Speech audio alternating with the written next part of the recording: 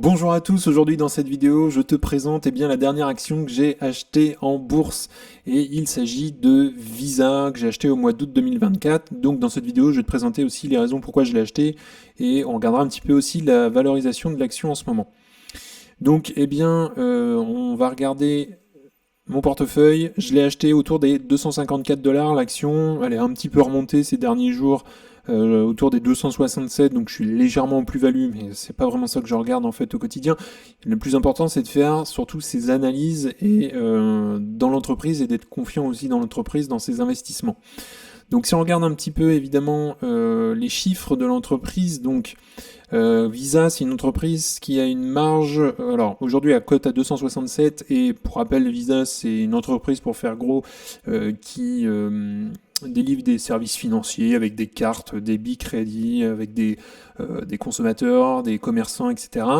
Et donc, si on rentre un petit peu dans les chiffres, Visa, a une marge brute de 80% aujourd'hui et une marge nette de 54%. Donc vraiment hyper intéressant. Et elle a un ratio de distribution en termes de dividendes de 21%, donc elle gère très bien aussi son dividende. Le rendement aujourd'hui il est de 0,78, donc c'est pas énorme, mais c'est pas très grave puisque son dividende croît dans le temps. Si on regarde un petit peu en termes de bilan, la dette de Visa aujourd'hui elle se maintient globalement depuis 10 ans. Aujourd'hui elle s'établit la dette totale à 20 milliards. Et si on regarde la dette nette, on voit qu'elle est réduite ces dernières années puisqu'elle s'établit à 4 milliards. Donc rien d'inquiétant de ce côté-là. En termes de chiffre d'affaires, Visa est bien un chiffre d'affaires qui ne fait que de croître, hein. Elle a un chiffre d'affaires qui augmente à peu près de 10% par an sur les 10 dernières années. Et en 2023, il était à 32 milliards. Donc plus 11% par rapport à 2022. Sa marge brute, on en a parlé, mais c'est une marge brute qui se maintient depuis plus de 20 ans, hein. Elle est à 79% en 2023. Sa marge nette, c'est pareil, elle est assez exceptionnelle. Et puis en plus de ça, elle croît. On est à 52% en 2023. Si on regarde il y a 10 ans, pour Visa, on est à 42. Donc on a une marge nette, on a des marges qui augmentent. Et donc ça, c'est intéressant. Si on regarde le bénéfice par action, c'est pareil, on a un bénéfice par action qui augmente de 15% en moyenne par an sur 10 ans, donc il était à 8,15$ en 2023. Et si on regarde un petit peu en termes de rachat d'actions, Visa rachète ses actions en moyenne de 2% par an. Donc ça c'est encourageant, forcément, ça fait beaucoup plus enfin le gâteau est réduit puisque Visa rachète ses parts, donc forcément l'actionnaire en profite derrière. Donc ça c'est un bon point. Si on regarde maintenant les flux de trésorerie, on s'aperçoit. Alors, on va regarder. Alors, c'est le free cash flow. Donc, le free cash flow, on voit qu'il augmente de 22% en moyenne, hein. Sur 10 ans, c'est assez énorme. En 2023, il était à 19 milliards. Si on regarde la marge du free cash flow, c'est pareil. On a une marge du free cash flow qui a tendance à augmenter, hein. On voit sur les 15 dernières années, c'est une marge du free cash flow qui augmente. Et en 2023, on était à 60%. Donc ça, c'est plus que tout à fait correct. Et puis le free cash flow par action, forcément aussi, qui augmente de 25% en moyenne par an, sur 10 ans. Donc il était à 9,45$. Donc ça, c'est un critère assez important à regarder, parce que c'est important que forcément le free cash flow augmente, et ça permet de faire croître aussi notre investissement derrière, et l'action, elle aussi, monte aussi par derrière si les free cash flow suivent. Si on regarde en termes de dividendes, justement, j'en ai parlé tout à l'heure, mais le dividende est croissant. On voit que Visa verse un dividende croissant, 3 milliards en 2023. Donc ça, c'est tout à fait bien pour les actionnaires, puisque c'est un dividende qui est croissant et qu'ils arrivent surtout à financer par les free cash flow. Donc en termes de critères de qualité, on voit que globalement le chiffre d'affaires augmente de 10% par an, donc ça c'est bien. Le free cash flow c'est pareil, il augmente de 10% par an en moyenne sur 5 ans, donc ça c'est encourageant. On a un ROCE qui s'établit à 22% en moyenne sur 5 ans, 2023 il était à 29%, et on a un ROCE qui augmente surtout au fur et à mesure des années. En termes de dette, ils peuvent rembourser leur dette en moins de 3 ans, donc ça c'est parfait, même en moins d'1 an, donc ça c'est tout à fait bien géré. On voit que Visa surtout rachète ses actions, donc ça c'est très bien aussi. Et la marge du free cash flow, comme je l'ai dit tout à l'heure, elle est vraiment exceptionnelle, enfin il n'y a vraiment rien à dire, hein. Elle est à 55% en moyenne sur 5 ans, donc voilà, en plus c'est une marge qui augmente. Donc là, En regardant évidemment tous ces critères-là de qualité, eh bien, c'est des critères moi qui m'encouragent à investir dans l'entreprise et c'est pour ça que je l'ai fait.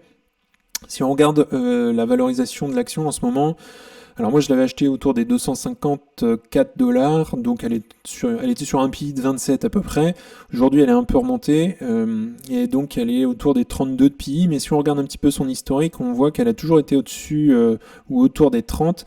Elle a été plus chère à un moment donné quand elle était autour dans les années 2020-2021, puisqu'elle avait un PI de 47-50, là c'était cher quand même. Cher payé, mais Visa se paye assez cher hein, quand même de manière globale. On voit qu'elle a toujours été autour des 30. Elle était un petit peu moins chère avant 2015 où elle a tourné autour des 25 plutôt, et même des 22 en 2011. Donc là, c'était intéressant d'investir dans Visa à ce moment-là notamment. Et puis, si on regarde un petit peu le cours de l'action sur 5 ans, globalement, ça a tendance à augmenter, même si on regarde le maximum. On voit très bien que Visa augmente et en même temps c'est pas étonnant puisque eh bien, les free cash flow augmentent aussi, donc le cours augmente, c'est tout à fait logique aussi. Donc aujourd'hui, est-ce que eh bien, Visa a un moat? Eh bien oui, Visa a un moat très solide selon moi, hein, ce qui lui permet de maintenir évidemment une position dominante dans l'industrie des paiements. Quelques éléments principaux qui contribuent évidemment à ce moat, c'est son réseau. Elle a un réseau qui est vraiment l'un des plus grands réseaux de paiement au monde, avec Mastercard notamment, utilisé par des millions de commerçants et aussi des milliards de consommateurs. Donc plus il y a de commerçants qui acceptent Visa, plus il devient attractif pour les consommateurs et vice-versa. Voilà. Il y a aussi un effet de réseau en tant que commerçant et de consommateur qui utilisent aussi Visa. Et Visa crée une barrière d'entrée pour les nouveaux concurrents. Ça serait difficile pour une nouvelle entreprise évidemment de reproduire ce vaste réseau.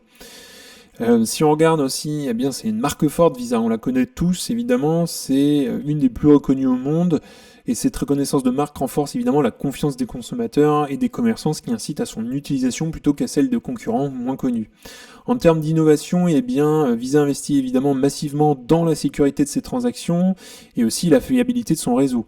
Donc ce qui permet vraiment d'avoir une utilisation de haute qualité, une offre de haute qualité. Et en termes d'innovation, Visa s'efforce aussi d'innover constamment par le biais soit de nouvelles technologies ou bien de solutions mobiles ou de partenariats stratégiques dans le domaine de la fintech. En termes eh bien, d'économie d'échelle, on voit que eh bien, Visa bénéficie d'économie d'échelle, ce qui lui permet aussi de maintenir des coûts de traitement bas et tout en augmentant ses marges bénéficiaires. On l'a vu tout à l'heure, ses marges nettes augmentent au fur et à mesure des années et ça lui permet d'être plus attractive. En termes de position dominante, ça lui permet d'investir aussi dans des nouvelles technologies, des infrastructures à une échelle que peu de concurrents aussi peuvent égaler. Et cinquième point, en termes de régulation aussi, de relations avec les institutions financières, eh bien Visa évidemment a une relation étroite avec les banques et les institutions financières à travers le monde. Ça lui permet de rester bien positionné dans le système de paiement mondial. Et en termes de régulation, parfois ça peut être un défi évidemment, mais elle peut également constituer une barrière à l'entrée pour les nouveaux acteurs qui voudraient rentrer évidemment sur le marché. Et pour terminer, justement, la barrière à l'entrée, c'est que pour les commerçants, changer de fournisseur de services de paiement peut entraîner évidemment des coûts importants en termes de temps, d'argent et de complexité, ce qui renforce évidemment la fidélité vis-à-vis de Visa. Et puis en termes d'infrastructure, eh bien la création d'un réseau aussi vaste et fiable que celui de Visa notamment nécessite des investissements assez massifs et ce qui pourrait décourager ceux qui voudraient rentrer dans ce domaine. Donc tout combiné, eh bien ces éléments confèrent à Visa un moat vraiment robuste, très solide, hein, qui lui permettant évidemment de maintenir eh bien, sa position en tant que leader sur le marché des paiements tout en continuant aussi à générer des revenus et des bénéfices importants, on en a parlé tout à l'heure. Donc moi à l'heure actuelle, eh bien, je compte renforcer ma position. C'est une entreprise pour moi qui a vraiment de belles qualités, de grands atouts, qui a encore de la croissance à venir. Le mode de Visa est évidemment pour moi très solide. Il y a encore évidemment de la croissance. Les critères financiers sont solides aussi, d'après ce que j'ai pu voir. Évidemment, je ne donne pas, je rappelle, mes conseils en investissement.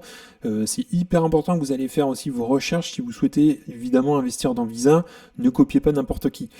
Et donc j'aimerais évidemment renforcer Visa si elle retombe sous les 255 dollars à peu près. Donc évidemment que je continuerai à renforcer ma position.